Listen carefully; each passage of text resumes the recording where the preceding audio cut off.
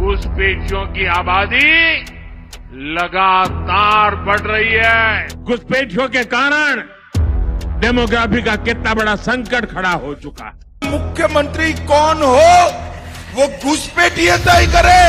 हम घुसपैठियों के नाम मतदाता सूची से कटवा रहे हैं।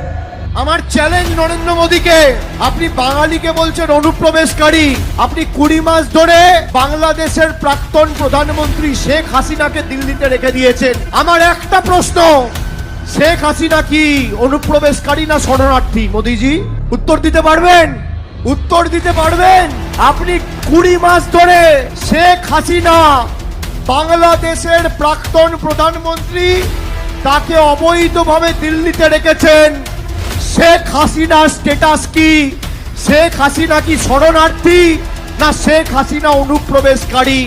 বিজেপির নেতাদেরকে জিজ্ঞেস করুন।